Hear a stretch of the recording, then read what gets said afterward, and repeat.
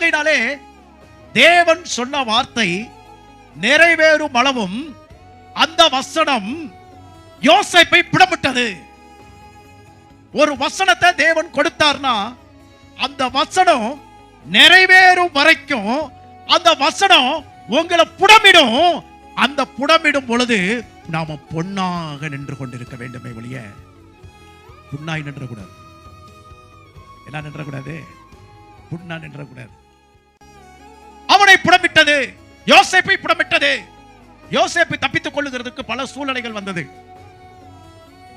என்ன சூழ்நிலை? போத்திபாருடைய மனைவியினுடைய இறங்கி பேசணும்னா சங்காத்தம் கிடைத்தது. ஒரு கள்ள உறவு, கள்ள தொடர்பு. யோசேப்பினுடைய மனைவி அவள் பேச்சுக்கு இணங்கி போனால் தான் அடிமை என்கிற லிஸ்ட்ல இருந்து எடுக்கப்பட்டு ஒருவேளை நான் தப்பித்துக் கொள்ளுகிறதற்கு, இந்த அடிமைத்தனத்திலிருந்து விடுபட்டு போறதற்கு எனக்கு இவள் உதவி செய்வாள். எத்தனை பேருக்கு நான் பேசுறது விளங்குது? இவள் ஆசைக்கு நான் இணங்கினால் என் ஆசை நிறைவேறும். பிசாசு ஈஸியா ஒரு வழியை போட்டு கொடுத்திருக்கலாம் இல்லையா?